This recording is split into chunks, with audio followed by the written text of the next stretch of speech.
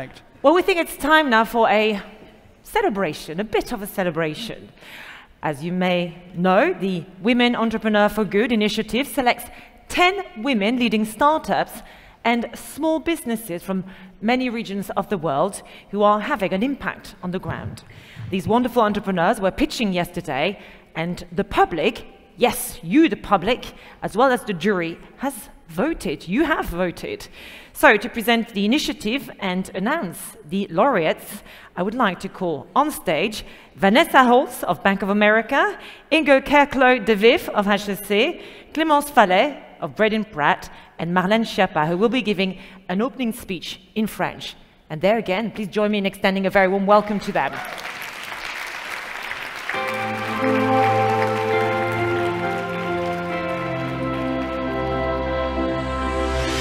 And let's keep it going for a little while, shall we?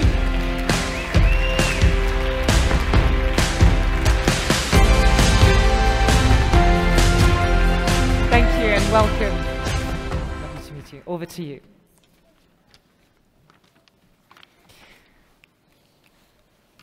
Bonjour à toutes et bonjour à tous. Je suis très heureuse d'être avec vous au Women's Forum pour partager avec vous les résultats de ce prix, de ce Women Entrepreneurs for Good, qui a été lancé en 2021 par le Women's Forum for the Economy and Society, en partenariat avec HEC Paris Innovation et Entrepreneurship Center, et qui a été vraiment imaginé comme une solution très concrète aux impacts négatifs que vivent les femmes entrepreneurs vis-à-vis de la crise. C'est vraiment un programme d'accélération absolument unique qui soutient les entrepreneurs dès les premières étapes de leur parcours. Un programme en ligne qui donne aux femmes entrepreneurs des ressources, des capacités uniques et une exposition et un accès à un écosystème de parties prenantes et de partenaires mondiaux avec des partenaires extrêmement prestigieux comme la Bank of America, comme Braden Pratt, HEC Paris. Et je veux remercier toute l'équipe du Women's Forum, Nanette Lafont-Dufour bien sûr, mais aussi Leïla, Mathieu, et tous les organisateurs et tous les partenaires. Mais je dois vous dire que si je suis particulièrement heureuse d'être avec vous aujourd'hui, c'est aussi parce que je cherche quelqu'un. Et plus exactement, je cherche quelques-unes. Je cherche les prochaines femmes patronnes du CAC 40, les 40 plus grandes entreprises cotées de France. Pourquoi? Parce qu'aujourd'hui, vous n'avez que 3 femmes patronnes du CAC 40 et donc 37 hommes. Il y a 18 ans, quand j'attendais ma première fille et quand j'ai créé ma première association qui s'appelait Maman Travail, il y avait 2 femmes patronnes du CAC 40. Ça veut dire qu'en une génération entière, on a fait un progrès colossal de 1 femme en plus patronne du CAC 40. Alors, ce progrès, il est extrêmement lent. D'ailleurs, le World Economic Forum a calculé que nous allons atteindre l'égalité économique entre les femmes et les hommes en l'an 2234. J'attendais ma fille, il y avait 2 femmes patronnes. Elle a 18 ans, il y en a 3.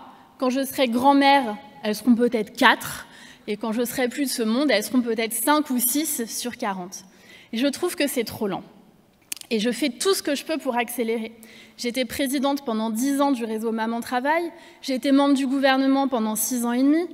Mais je vois qu'il y a des choses que la loi ne suffit pas à changer. Et moi, je vais vous dire, il y a une phrase qui m'énerve énormément. C'est quand je m'adresse à un conseil d'administration d'une entreprise, un membre de ce conseil, et quand je lui dis « Mais enfin, pourquoi vous n'avez toujours pas nommé une femme à la tête de votre entreprise ?» Et qu'on me répond « Mais Marlène, on aurait adoré nommer les femmes. On n'a rien contre les femmes. D'ailleurs, j'en ai une à la maison.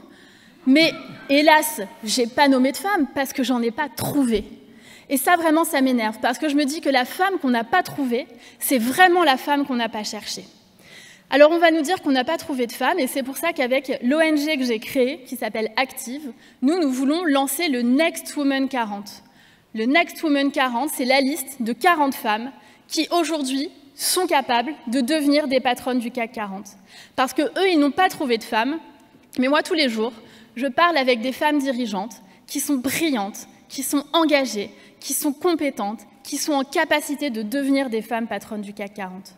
Alors, c'est vrai qu'il y a énormément d'obstacles, d'embûches sur le chemin des femmes pour accéder aux plus hautes responsabilités en France et dans d'autres pays. D'abord, on nous dit qu'il y a la question de l'autocensure.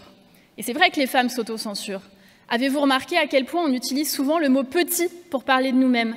J'ai un petit projet, je dirige une petite entreprise, j'ai un petit business plan, j'aurais besoin d'un petit financement, et voilà ma petite carte de visite. On est en train de s'excuser toutes les deux phrases de déranger par notre simple présence, alors qu'en fait, qu'est-ce qui nous empêche de dire qu'on a un grand projet, une grande équipe, une solide expérience, une vraie ambition, et qu'on va réussir ce qu'on est en train de faire? Rien ne nous en empêche, vous me direz, mais c'est vrai que la société connote le terme d'ambition négativement quand il est appliqué aux femmes et positivement quand il est appliqué aux hommes. C'est vrai aussi qu'il y a un retour de bâton vis-à-vis des femmes qui réussissent. Le mansplaining, cette technique et cette habitude des hommes de nous expliquer à nous qui connaissent mieux que nous nos propres domaines de compétences parce qu'ils sont des hommes. Mais il y a aussi, par exemple, le syndrome de l'Oscar, dont vous avez peut-être entendu parler, qui a été expliqué par des chercheuses aux États-Unis. Quand une femme reçoit l'Oscar de la meilleure actrice, elle a plus de probabilité de divorcer ou de se séparer de son compagnon dans les mois qui suivent que quand un homme reçoit l'Oscar du meilleur acteur. C'est une forme de retour de bâton qui vient finalement impacter la réussite et l'ambition des femmes. Et puis je ne parle même pas de la présomption d'incompétence des femmes. On est là au Women's Forum avec des all-female panels et des femmes très brillantes sur scène et personne ne remet jamais en cause nos convictions, nos combats et notre compétence. Mais ce n'est pas le cas partout. Il suffit de regarder sur les réseaux sociaux les réactions. Quand une femme politique ou quand une femme chef d'entreprise s'exprime, on va très souvent remettre en cause sa compétence. Quand un homme est là, en costume, avec une cravate, on part du principe que c'est un expert. Alors, un expert de quoi? On ne sait pas, mais c'est un expert. C'est un homme, il est là, et puis il a une cravate. Mais quand vous avez une femme sur la scène ou une femme à la télévision dans une émission, pour peu qu'en plus elle soit ou jeune, ou issue de la diversité, ou avec des cheveux longs, des bijoux, une tenue un peu colorée, eh ben on va considérer que c'est une outsider. Et donc, on ne va pas lui donner le préalable de la compétence. Elle devra prouver qu'elle est compétente et qu'elle a mérité quelque part d'être là. Et c'est pour ça que vous avez des femmes à la tête de grandes entreprises, mais des femmes exceptionnelles et qui ont quelque part compensé, entre guillemets, le fait qu'elles étaient des femmes par un parcours absolument extraordinaire. Et c'est pour ça que moi, avec le Next Woman 40, je veux vraiment mettre en lumière des femmes avec les mêmes critères que pour les hommes. Parce qu'on m'a dit qu'il faudra une femme qui parle anglais couramment, une femme qui avait un PNL avec des résultats économiques extraordinaires, une femme qui ait bien sûr fait une des écoles top 3 des écoles de commerce en France ou une très grande école à l'étranger. D'ailleurs, une femme qui est passée au moins 10 ans à l'étranger. Une femme qui soit très engagée dans l'impact, la sustainability. Puis une femme qui ait fait montre de ses engagements de charity. Une femme connue qui soit capable de parler dans les médias. Et j'ai dit stop, il n'y a aucun homme, patron du CAC 40, qui coche tous ces critères. Donc pourquoi est-ce qu'une femme devrait répondre à plus de critères qu'un homme pour accéder au même poste? Alors moi, j'ai 2 messages pour vous avant cette formidable remise de prix. Mon premier message, c'est nommer des femmes. Si vous êtes en pouvoir de recrutement, de nomination, de promotion, nommez des femmes. Et si vous n'avez pas ce pouvoir, nommez des femmes. Dites leur nom, prononcez leur nom dans les pièces dans lesquelles elles ne sont pas, prolaissez leur nom à la télévision, taguez-les et célébrez leurs accomplissements sur les réseaux sociaux. Et puis j'ai un deuxième message, c'est s'il vous plaît, arrêtez de dire « petit ». Je viens de sortir un livre qui s'appelle « Nos si petites ambitions pour une révolution de la réussite des femmes ». Et mon combat, chacun son combat, mais mon combat, c'est de vous demander, de vous présenter de la manière la plus arrogante qui soit, en vantant vos mérites, en vous tressant des lauriers, en vous jetant des fleurs. Et vous verrez que si vous étiez un homme, personne ne trouvait ça bizarre. Et je pense que, même en étant une femme, on ne trouvera pas ça bizarre. Donc faites l'effort, enlevez tout ce qui vous minimise, ne vous définissez jamais par les écoles que vous n'avez pas faites, par les expériences que vous n'avez pas, parce que vous n'avez pas réussi ou parce que vous auriez voulu faire. Définissez-vous en parlant de vous de manière positive, en étant votre meilleur soutien, votre meilleur impresario, votre meilleur agent, votre meilleur chasseur de tête, parce que personne ne le fera pour vous.